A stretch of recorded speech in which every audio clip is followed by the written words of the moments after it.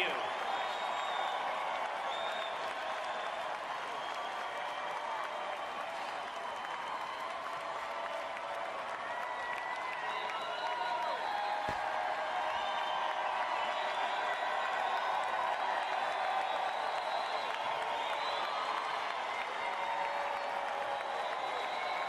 Thank you, and God bless each and every one of you. Heidi and I are so honored to join you here in Cleveland, where LeBron James just led an incredible comeback victory. And I am convinced America is going to come back too.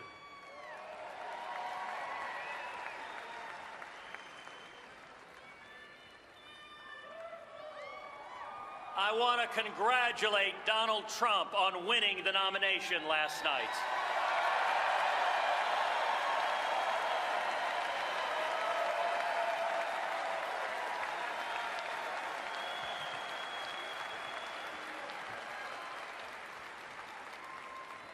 And like each of you, I want to see the principles that our party believes prevail in November.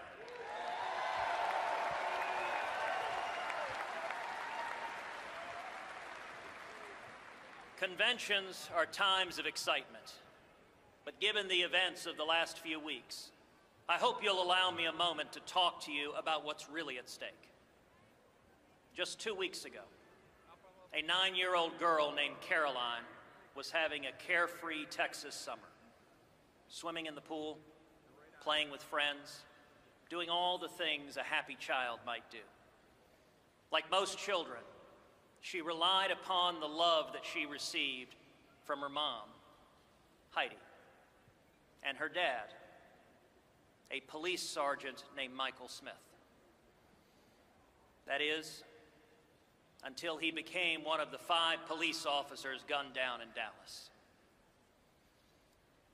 The day her father was murdered, Caroline gave him a hug and a kiss as he left for work.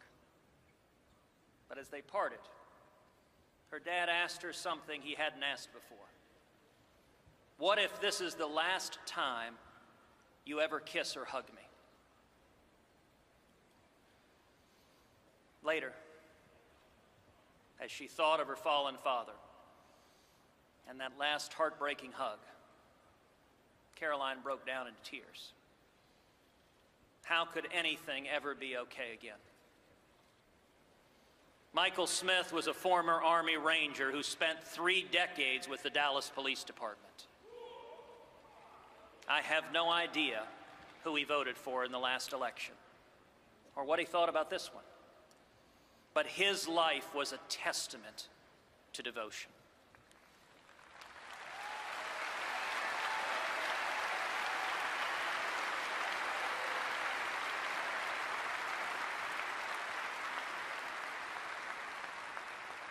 He protected the very protesters who mocked him because he loved his country and his fellow man.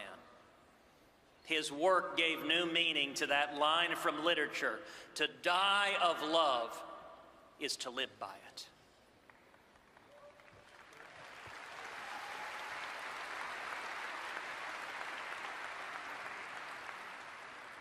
As I thought about what I wanted to say tonight, Michael Smith's story weighed on my heart. Maybe that's because his daughter, Caroline, is about the same age as my eldest daughter and happens to share the same name. Maybe it's because I saw a video of that dear, sweet child choking back sobs as she remembered her daddy's last question to her. Maybe it's because we live in a world where so many others have had their lives destroyed by evil in places like Orlando and Paris and Nice and Baton Rouge. Maybe it's because of the simple question itself: what if this, right now, is our last time?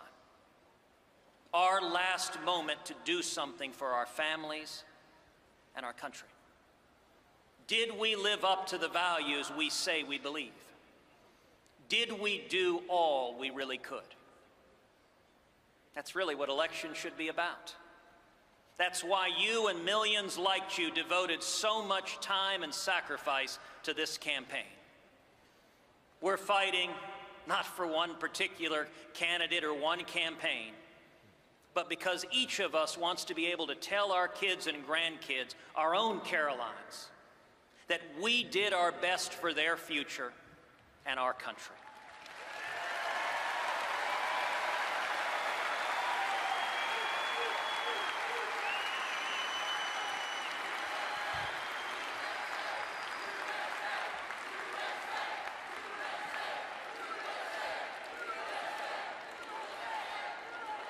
America is more than just a landmass between two oceans.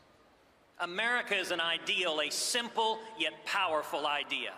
Freedom matters.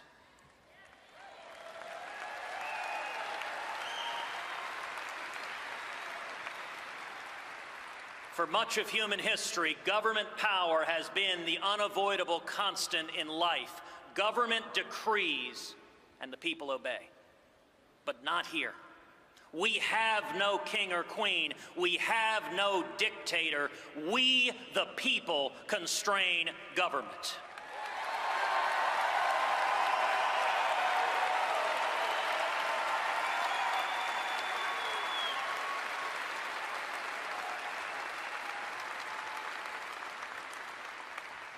Our nation is exceptional because it was built on the 5 most beautiful and powerful words in the English language.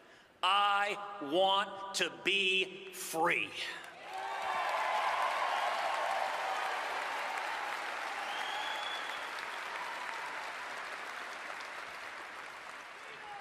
Never has that message been more needed than today.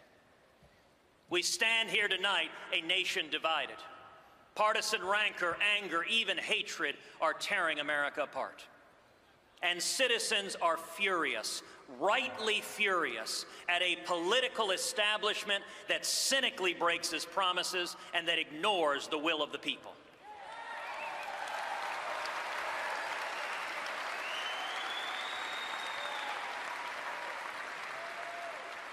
We have to do better. We owe our fallen heroes more than that.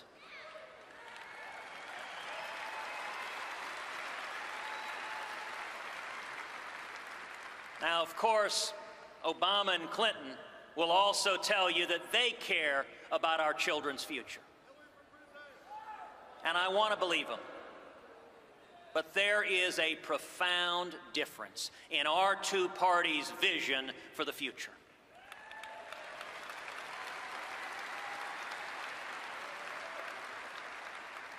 Theirs is the party that thinks ISIS is a JV team, that responds to the death of Americans at Benghazi by asking, what difference does it make?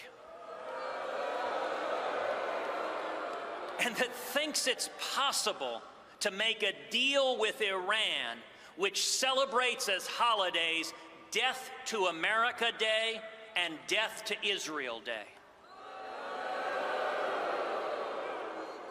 My friends, this is madness. President Obama is a man who does everything backwards. He wants to close Guantanamo Bay and open up our borders. He exports jobs and imports terrorists. Enough is enough.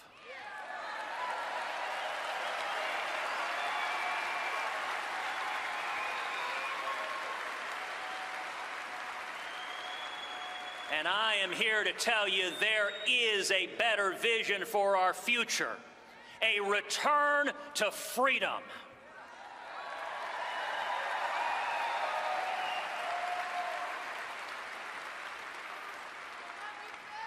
On education, your freedom to choose your child's education, even if you aren't as rich as Hillary Clinton or Barack Obama.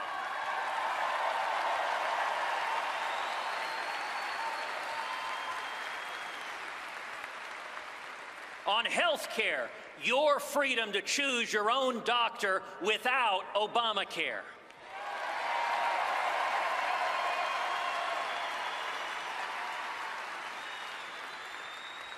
on taxes, your freedom to provide for your family without the IRS beating down your door.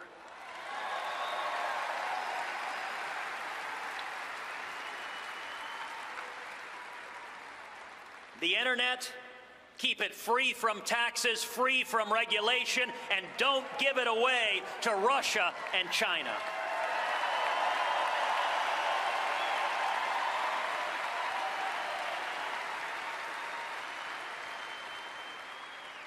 Freedom means free speech, not politically correct safe spaces.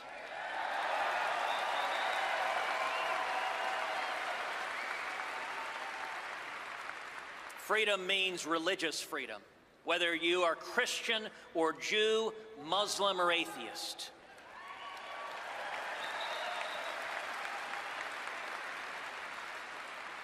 Whether you are gay or straight, the Bill of Rights protects the rights of all of us to live according to our conscience.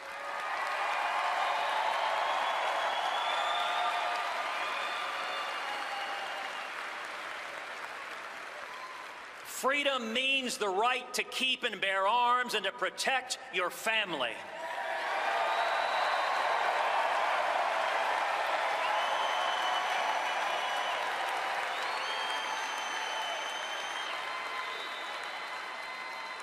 Freedom means that every human life is precious and must be protected.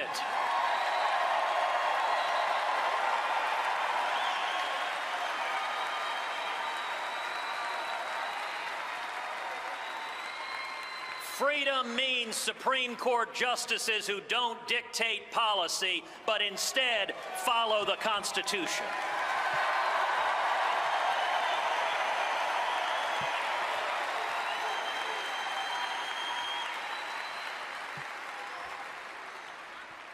And freedom means recognizing that our Constitution allows states to choose policies that reflect local values.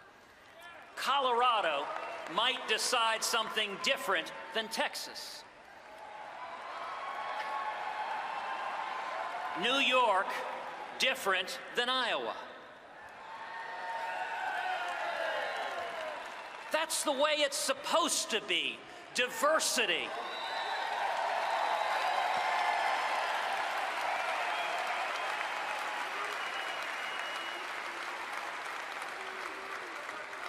If not, what's the point of having states to begin with?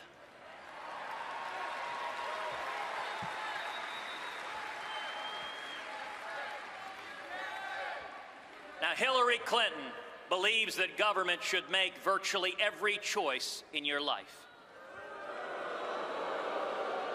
Education, health care, marriage, speech, all dictated out of Washington. But something powerful is happening. We've seen it in both parties.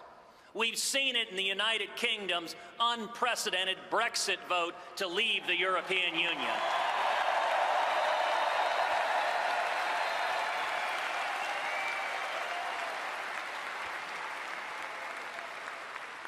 Voters are overwhelmingly rejecting the political establishment and overwhelmingly rejecting big government.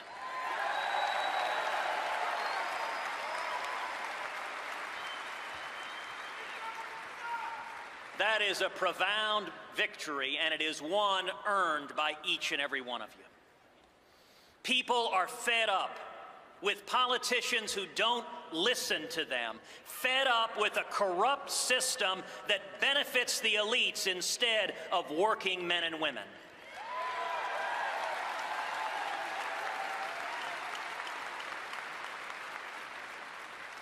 We deserve an immigration system that puts America first and, yes, builds a wall to keep America safe.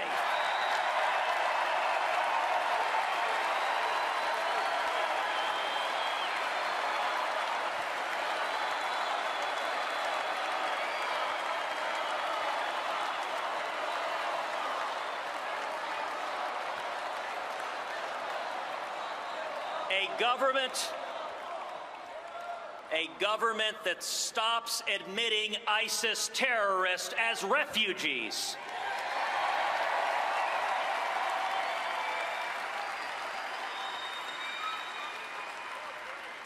We deserve trade policies that put the interest of American farmers and manufacturing jobs over the global interests that are funding the lobbyists.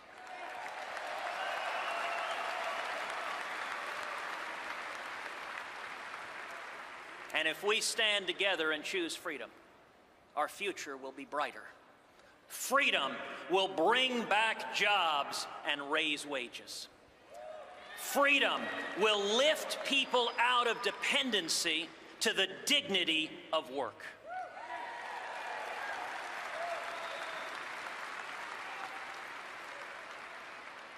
We can do this. 47 years ago to this day, America put the very first man on the moon.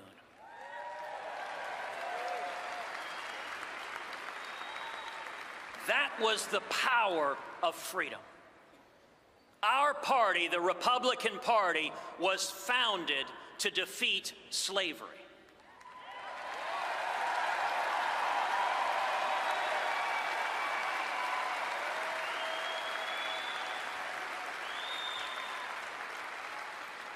Abraham Lincoln, the first Republican president, signed the Emancipation Proclamation.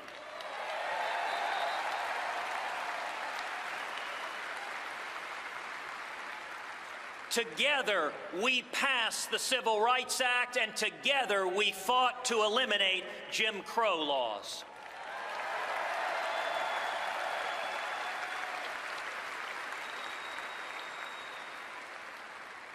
That's our collective legacy, although the media will never share it with you.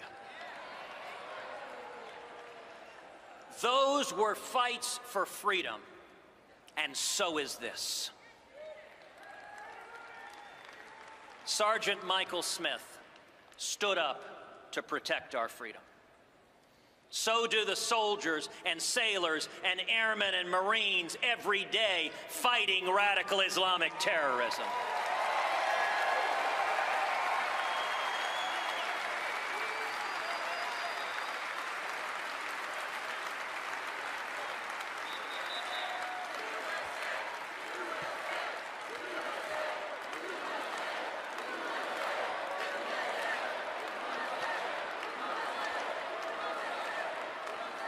And so did the family of Alton Sterling, who bravely called to end the violence. So did the families of those murdered at the Charleston Emmanuel AME Church, who forgave that hateful, bigoted murderer.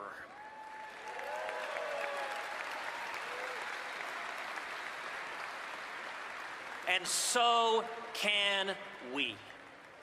We deserve leaders who stand for principle, who unite us all behind shared values, who cast aside anger for love.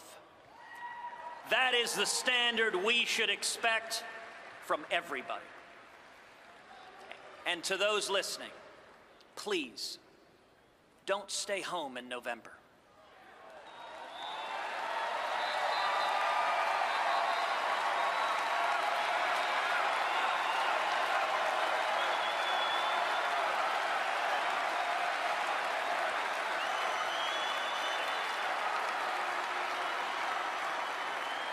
If you love our country and love your children as much as I know that you do, stand and speak and vote your conscience. Vote for candidates up and down the ticket who you trust to defend our freedom and to be faithful to the Constitution.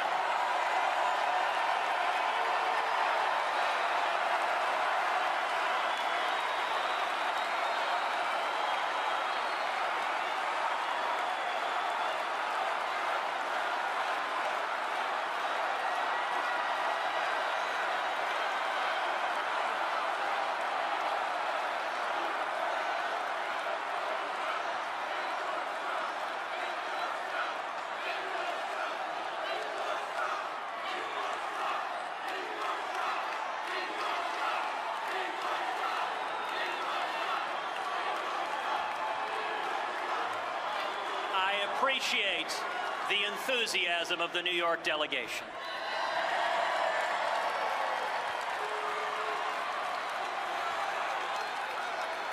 And I will tell you, it is love of freedom that has allowed millions to achieve their dreams. Like my mom, the first in her family to go to college, and my dad, who's here tonight, who fled prison and torture in Cuba, coming to Texas with just $100 sewn into his underwear.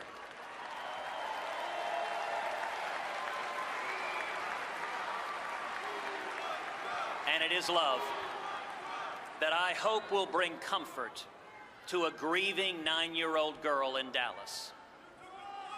And God willing, propel her to move forward and dream and soar and make her daddy proud. We must make the most of our moment to fight for freedom, to protect our God-given rights, even of those with whom we don't agree, so that when we are old and gray, and when our work is done, and we give those we love one final kiss goodbye, we will be able to say, freedom matters, and I was part of something beautiful.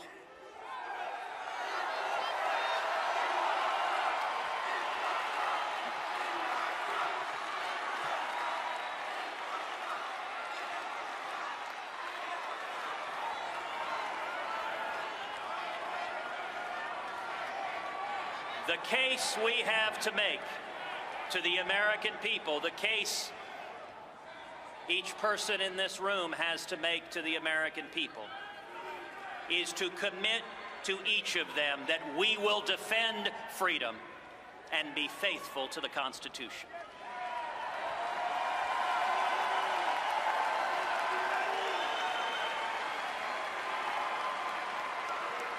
We will unite the party, we will unite the country by standing together for shared values, by standing for liberty. God bless each and every one of you, and God bless the United States.